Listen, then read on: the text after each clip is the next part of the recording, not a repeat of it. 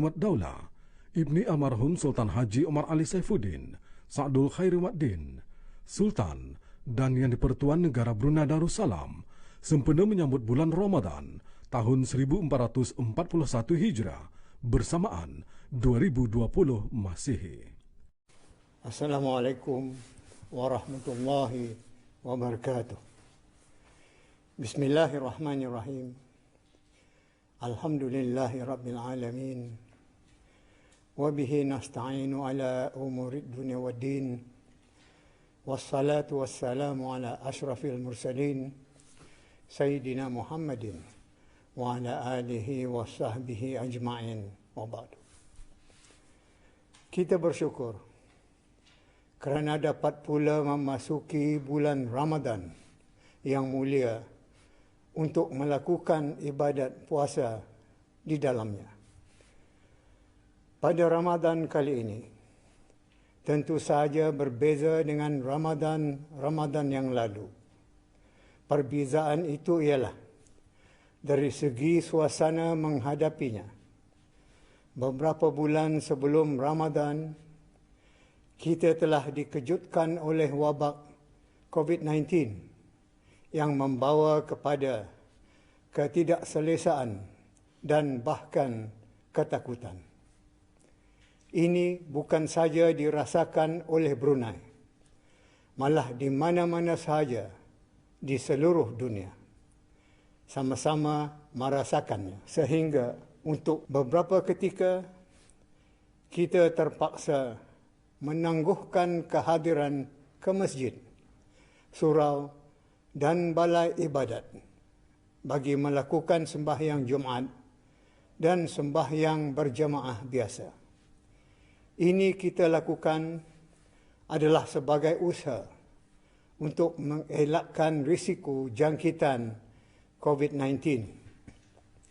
Namun alhamdulillah, dengan izin Allah jua, wabak nampaknya dapat kita kawal dengan berkesan. Ini beta percaya adalah kerana usaha-usaha pencegahan secara bersepadu dan juga faktor doa yang kita amalkan adalah segala-galanya. Dalam bulan Ramadan, biasanya kita orang-orang Islam akan memeriahkan masjid, surau dan balai ibadat dengan sembahyang sunat tarawih berjamaah. Tetapi pada kali ini, sekiranya keadaan belum mengizinkan untuk berkumpul beramai-ramai, maka kita masih saja ada cara lain untuk membuat tarawih itu bersama-sama dengan keluarga di rumah. Begitu juga bertadarus Al-Quran. Kita masih saja dapat membuatnya di rumah kita sendiri dengan keluarga dan anak-anak. Pendeknya, kita tidak kehabisan cara untuk melakukannya bagi meraih pahala di bulan Ramadan. Sangat perlu diingat bahawa COVID-19 tidak seharusnya mengganggu umat Islam untuk melakukan ibadat puasa. COVID-19 adalah satu perkara, sedang ibadat puasa pula satu perkara lain. Jika kita dalam keadaan sihat afiat, maka tidak ada sebab untuk menjadikan COVID-19 sebagai penghalang kita berpuasa. Perlu disedari bahawa Ramadan cuma sekali sahaja dalam setahun.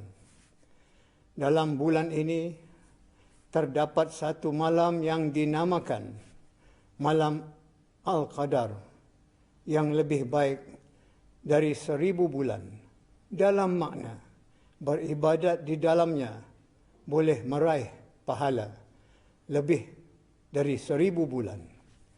Kerana itu, eloklah bagi kita semua untuk berazam merebutnya. Selepas Ramadan, kita akan memasuki bulan Syawal pula. untuk menyambut hari raya. Biasanya hari raya kita sambut dengan penuh kemeriahan. Tetapi ketentuan Allah telah menjadikannya berbeza pada tahun ini. Sembahyang hari raya akan terpaksa ditiadakan. Dan begitu juga tradisi kunjung-mengunjung turut ditegah untuk mengelakkan sebarang risiko COVID-19. Kita wajar bersabar menghadapi situasi ini dengan menganggap bahawa apa yang berlaku itu mempunyai hikmah di sisi Allah. Walau bagaimanapun, di samping bersabar, kita juga dituntut untuk berusaha dengan apa jua cara, seperti mengambil langkah-langkah pencegahan dan seumpamanya. Namun selaku orang Islam, kita juga mempunyai kelebihan tersendiri, iaitu digalakkan untuk menghadapi apa saja bencana dengan doa. Maka marilah kita lakukan ia lebih-lebih lagi, kebetulan pula dalam bulan Ramadan yang penuh berkat ini, di mana doa orang-orang berpuasa adalah sangat ampuh dan mustajab. Menyebut tentang kelebihan doa ini, beta teringat kepada doa dalam kunut nazilah yang dibaca pada hari Jumaat dalam sembahyang Jumaat.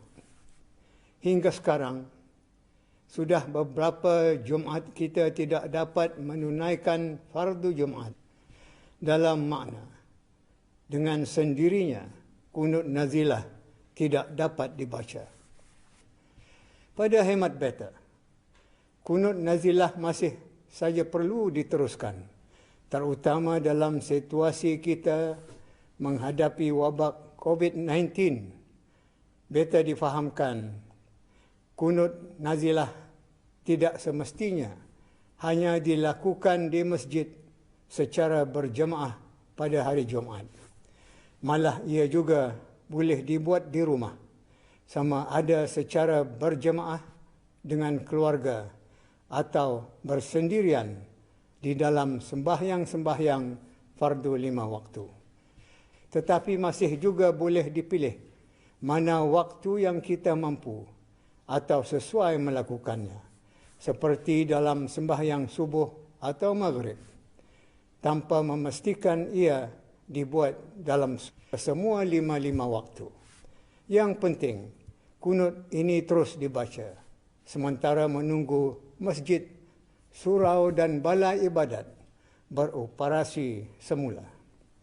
Bagi kemudahan orang ramai melakukan semua ini, maka kenalah pihak yang berkenaan, Kementerian Hal Ehwal Agama, mengambil inisiatif menyediakan panduan dan doa kunut yang bersesuaian, seeloknya ringkas dan mudah tetapi padat menepati tujuan.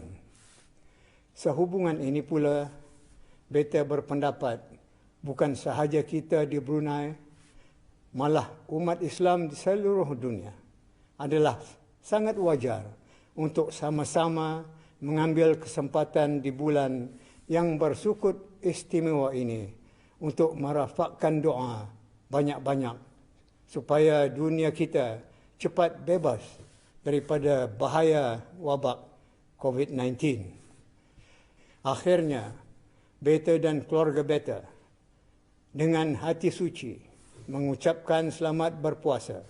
Semoga kita sama-sama dikurniakan oleh Allah kesihatan dan kesabaran di sepanjang menjalani ibadat puasa. Ramadan Karim. Sekian, wabillahi taufiq wal hidayah.